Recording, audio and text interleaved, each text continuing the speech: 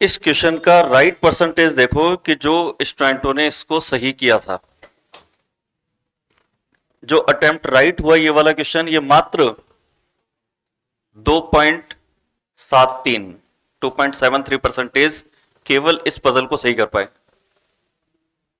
ये इस पेपर का सबसे फर्स्ट ऐसा क्वेश्चन था रीजनिंग का जो सबसे ज्यादा जनों के गलत हुआ या सबसे कम जने जिसको सही कर पाए।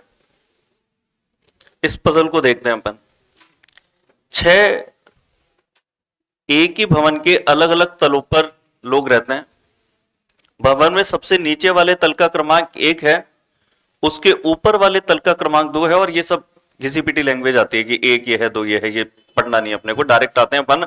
काम की लाइनें होती है ये वाली। तो सबसे पहले 6 नंबर इसके अंदर हम डाल देते हैं यहां पर।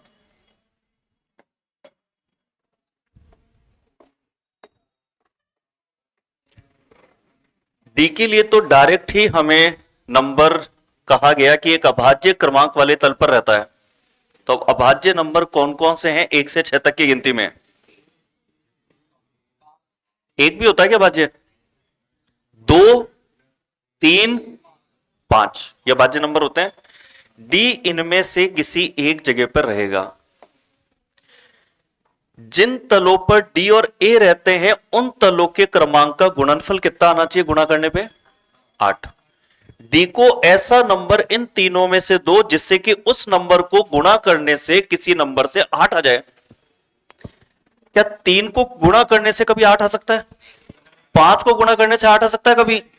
2 को गुणा करने से यह आ सकता है कि 2 को गुणा करें तो 8 आ सकता है। और 2 को किससे गुणा करने पे 8 आएगा? 4 से। इसका मतलब कि डी की जगह कंफर्म हो गई और ए की जगह 4 हो गई।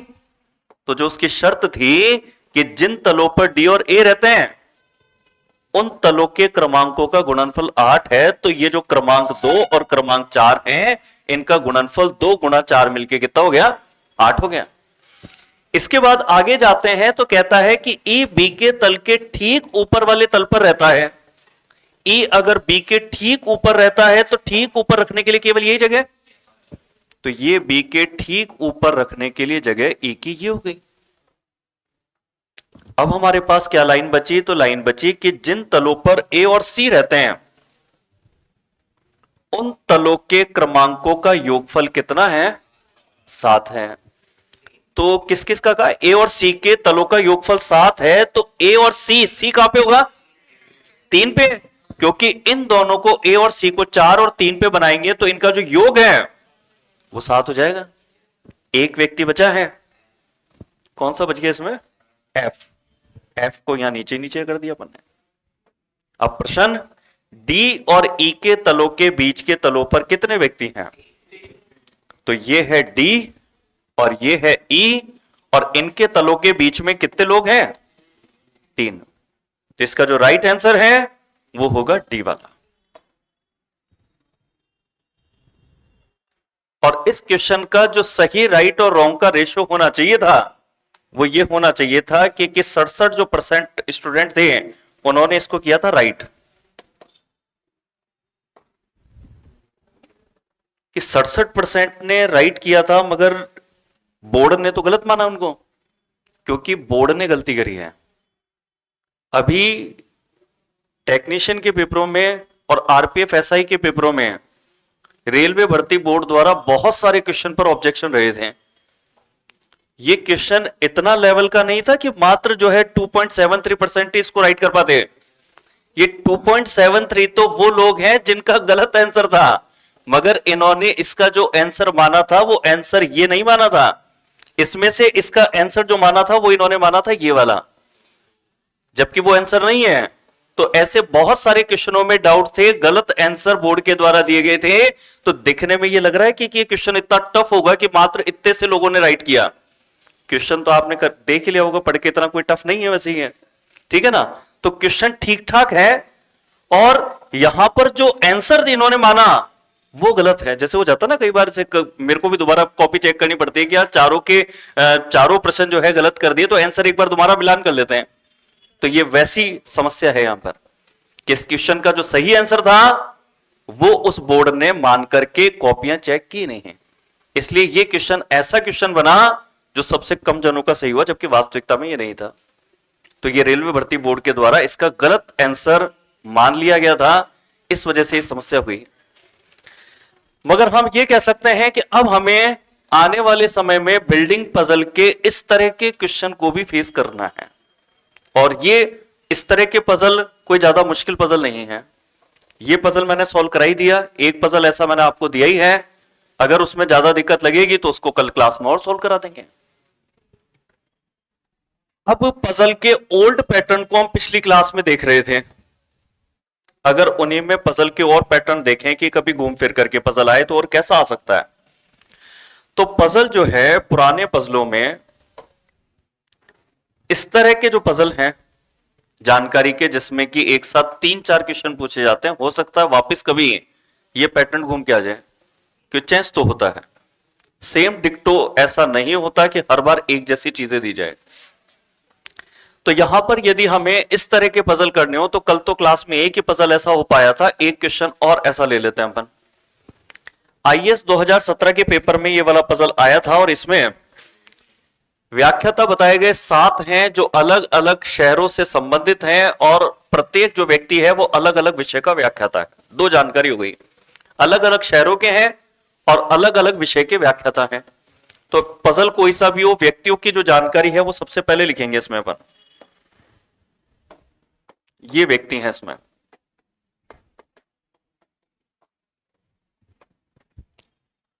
और यहां पर जो है इसके बाद आगे इसमें लिखा है या जो काम की इंफॉर्मेशन है वो तो यहां से है, इसको पढ़ते हैं अपन। कानपुर का व्याख्याता भूगोल में विशेषज्ञ है। तो कानपुर का व्याख्याता भूगोल में अगर विशेषज्ञ है तो व्यक्ति का नाम तो है ही नहीं। ये वैसी लाइन हो गई जैसे कि हमने पजल में पहले पढ़ी थी कि जिसे पीला रंग पसंद है वह प्रोफेसर है, जिसे में कोई भी हो सकता है। तो ऐसी लाइनें हमेशा लास्ट में बनती हैं। तो इस लाइन को अभी छोड़ देते हैं अपन। ये लाइन तो हमारी फेवरेट है क्योंकि पॉजिटिव लाइन है, डी के बारे में साफ कहता है कि व्याख्याता जो डी है वो शिलोक का है। ये भी आसान लाइन है, सी दिल्ली का है। समाज शास्त्र में विशेषज्ञ है, विषय यहां पे लिख देते हैं। व्याख्याता बी ना तो इतिहास और न ही गणित में, न वाली लाइन है तो लास्ट में बनती है। ए के लिए तो बना सकते हैं, अर्थशास्त्र में विशेषज्ञ और हैदराबाद का नहीं है। अर्थशास्त्र में विशेषज्ञ है ये तो लिख ही सकते हैं, हैदराबाद का नहीं है, इसको चाहे लास्ट में फिल कर लेंगे। ये लाइनें हमें लास्ट में काम में लेनी है, ये ना वाली लाइन है, ये भी छोड़ दी हमने। ये तो बना सकते हैं। वाणिज्य में तो विशेषज्ञ और कहां का है, श्रीनगर का। तो एफ के लिए जो लाइन आसान लगी उसको बना दिया हमने, श्रीनगर का है और वाणिज्य में विशेषज्ञ है। व्याख्याता जी जो सांख्यिकी में विशेषज्ञ है, चेन्नई का है। जी के बारे में भी दोनों इंफॉर्मेशन है कि ये है तो चेन्नई का और सांख्यिकी का विशेषज्ञ है ये। अब जो खाली बचे हुए हिस्से हैं इनके लिए ये जो लाइनें हमने इसके अंदर पीले कलर में इंडिकेट की हुई है, हाईलाइट की हुई है, 4 लाइनें, ये काम में लेनी है। तो यहां पर अपने पास में एक तो शहर जो बचे होंगे, शहर हमारे पास में हैदराबाद मना किया गया है किसके लिए, ए के लिए। तो हैदराबाद इन दोनों में से किसी में भरेंगे। और एक क्या था, कानपुर का व्याख्याता भूगोल में विशेषज्ञ है। ऐसी जगह देखें जहां पर कानपुर के साथ में और भूगोल भी अपन लिख पाए। मगर अभी एक चीज और है कि बी के साथ साथ ई भी ऐसा है जिसकी दोनों जगह खाली पड़ी है, तो यहां भी तो भर सकते हैं अपन। तो और कोई लाइन जो सबसे पहले भर लें, व्याख्याता बी ना तो इतिहास और नहीं गणित में विशेषज्ञ है। अगर बी इतिहास और गणित में नहीं है तो ये दोनों विषय यहां पे जाएंगे, भाई यही 2 जगह खाली और तो कोई जगह खाली नहीं है। तो इतिहास और गणित तो यहां पर आएंगे, ये कंफर्म है। और इतिहास और गणित अगर यहां आएंगे तो फिर एक ही विषय बच गया, भूगोल। और ये बचा हुआ विषय भूगोल कहां पे आएगा, बी में, और तो कोई जगह खाली नहीं है। और अगर इसके लिए भूगोल आएगा तो शहर कौन सा आएगा इसके लिए, तो एक तो यहां ऐसे फिल होगा ये, कि भाई बची हुई इंफॉर्मेशन में से भी कौन सी इंफॉर्मेशन ऐसी है जो सबसे पहले फिल कर दें। तो ये फिल करने के बाद अब शहर दो ही बचे हैं, जिसमें से एक के लिए कोई शहर मना किया था हमसे, और अगर ये हैदराबाद का नहीं है तो हैदराबाद यहां लिखना पड़ेगा, और जो भी एक शहर अब बचा होगा वो एक को देंगे, और इसमें शहर बचा है मुंबई। बची हुई लाइन ये प्रयोग कर ही ली हमने, ये वाली प्रयोग कर ली, और कौन सी लाइन बची थी ये भी प्रयोग कर ली, तो कोई लाइन हमारे पास बची ही नहीं, सारी प्रयोग हो गई। तो बस ये पजल आपका लास्ट पोजीशन पे ये होगा, और इस लास्ट पोजीशन के अंदर हमें ये नहीं पता लगेगा कि इतिहास और गणित जो विषय थे वो डी के लिए हैं कि ई के लिए हैं। ऑब्लिक लगाया इसके अंदर अपन ने, तो अगर पूछेगा भी तो हमारा आंसर इसके अंदर डेटा अपर्याप्त ज्ञात नहीं कर सकते, या आंसर ये होगा कि डी का विषय या तो इतिहास है या गणित है। अब जब इस तरह के पजल आते हैं 7 व्यक्तियों के डबल इंफॉर्मेशन के, तो उस पर क्वेश्चन भी ग्रुप में आते हैं फिर, क्योंकि लेटेस्ट पैटर्न तो अभी चल रहा है 5 व्यक्तियों वाला, इसमें थे 7 व्यक्ति हैं, तो इसमें जो प्रश्न है ना वो प्रश्न है इस तरीके से, भूगोल का विशेषज्ञ कौन था, तो भूगोल का शायद बी था शायद, तो भूगोल का हो गया बी।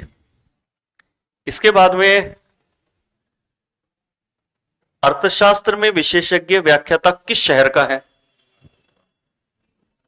निर्धारित नहीं किया जा सकता भी ऑप्शन में चल रहा है, क्योंकि यहां पे 2 व्यक्तियों के बारे में विषय की जानकारी निर्धारित नहीं हुई थी, इसलिए इस तरह के ऑप्शन है यहां पर। मगर अर्थशास्त्र में विशेषज्ञ व्याख्याता किस शहर का है ये तो तय हो रहा है, अर्थशास्त्र वाला है मुंबई का। और इसके बाद था कि निम्नलिखित में से कौन हैदराबाद का है, हैदराबाद वाला लास्ट में नीचे की साइड कहीं पर दिया था हमने, ये दिया था ई को हमने। इसने जितने भी प्रश्न पूछे हैं उन सबका जो आंसर है वो तो फाइनली आ रहा है, कहीं पर भी इस तरह के उत्तर विकल्प की जरूरत नहीं पड़ी कि निर्धारित नहीं किया जा सकता। ये तब जरूरत पड़ती है जब हमसे यहां पर गणित और इतिहास के लिए किसी व्यक्ति को तय करना पड़ता है कि ये विषय कौन पढ़ाते हैं, क्योंकि वो कंफर्म नहीं हुआ था। तो क्वेश्चन सॉल्व करना तो फॉर्मेलिटी है, मेन चीज तो वही होती है कि जो जानकारी दी गई उसको अरेंजमेंट करना।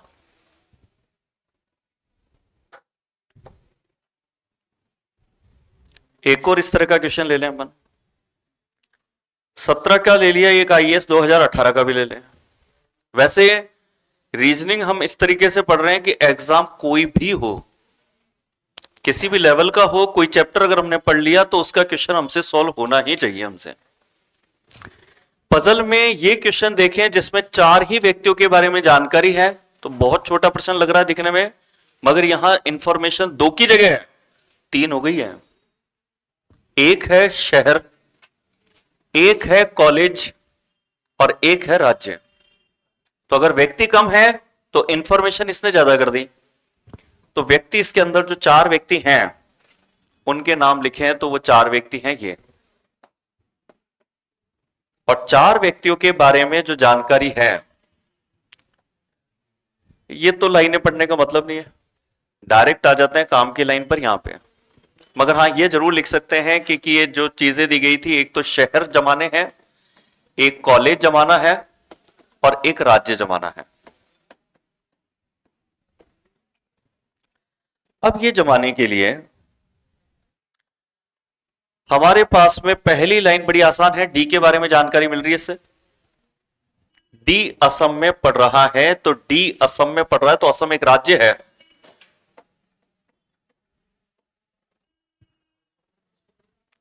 आर्ट्स कॉलेज शहर एस में है जो राजस्थान में स्थित है, मगर यहां कौन से छात्र के लिए इंफॉर्मेशन है ये नहीं लिखा, यानी कि जानकारी वैसी हो गई जिसे पीला रंग पसंद है वह प्रोफेसर है, जिससे का मतलब नाम तो दिया ही नहीं, यहां नाम नहीं दिया, तो ऐसी लाइनों का तरीका में पता है लास्ट में फिल, जो कॉम्बिनेशन की कोई इंफॉर्मेशन आती है वो हमेशा लास्ट में है।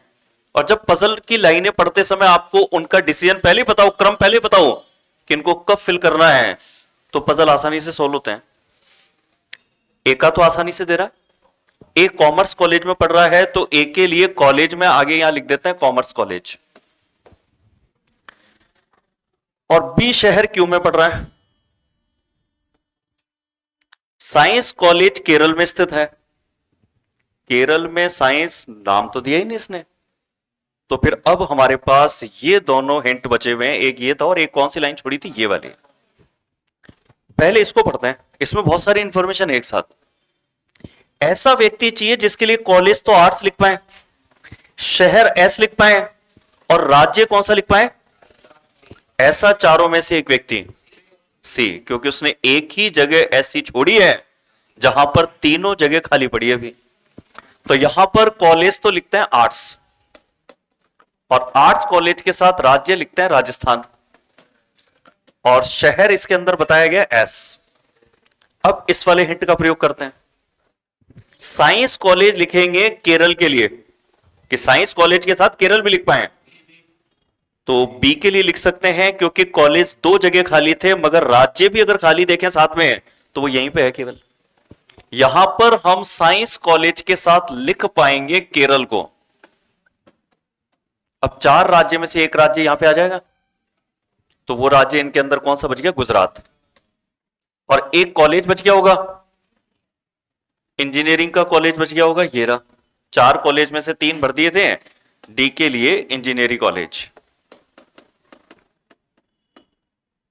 दोनों हिंट यूज कर लिया अब तो हमने, फिर भी यहां शहर और यहां शहर खाली रह गए, तो ऑब्लिक बना के लिख दो, क्योंकि जब सारे हिंट अगर हम यूज कर चुके हो उसके बावजूद भी अगर कोई डेटा कंफर्म ना हो तो वो कंफर्म होता ही नहीं, उसके लिए आंसर ही फिर उस तरह के होते हैं। तो हमारे पास शहर कौन कौन से बचे हैं इसके अंदर, तो पी और आर बचे हैं, ऐसे लिखेंगे इसको हम। ये आपके जानकारियों का व्यवस्थित क्रम है, जिसके बाद अब जो क्वेश्चन है वो सॉल्व करना फॉर्मेलिटी है, क्योंकि मेन जो अरेंजमेंट था वो हम कर चुके हैं। तो क्वेश्चन इसमें जो पूछे गए थे उसमें एक तो था कि ए पढ़ रहा है, तो ए गुजरात में पढ़ रहा है, तो ठीक है, ये आंसर हो जाएगा इसके अंदर कि ए जो है वो गुजरात में पढ़ रहा है, ये ठीक है। साइंस कॉलेज कहां स्थित है, कौन से शहर में स्थित है ये, तो साइंस कॉलेज जो है शहर क्यू में स्थित है। और इसके बाद में था सी पढ़ रहा है, राजस्थान में है, सी जो है पढ़ रहा है राजस्थान में, तो सी के लिए ये हो गया। और ये भी था निम्नलिखित कथनों में से कौन सा एक सही है, यहां पर डी शहर एस में नहीं पढ़ रहा, इसमें एक ऑप्शन छुपा हुआ है, डी शहर एस में नहीं पढ़ रहा है, ये लिखा था क्या, तो यही सही बात है ये तो बिल्कुल, कि डी शहर एस में नहीं पढ़ रहा है, बिल्कुल सही बात है, क्योंकि शहर एस में तो कौन पढ़ रहा है, तो पहला ही जो कथन था वो उसके अंदर सही था। तो जब एक साथ यदि क्वेश्चन 3 से 5 या 6 तक पूछे जाते हैं तो उसमें जानकारियां बढ़ जाती हैं, व्यक्ति या तो 7 हो जाते हैं, इंफॉर्मेशन 2 हो जाती है, या अगर इसने व्यक्ति 4 ही दिए थे तो इंफॉर्मेशन डबल की जगह 3 में कर दी गई थी। वैसे अभी जो पैटर्न है वो 5 व्यक्तियों वाला चल रहा है अभी,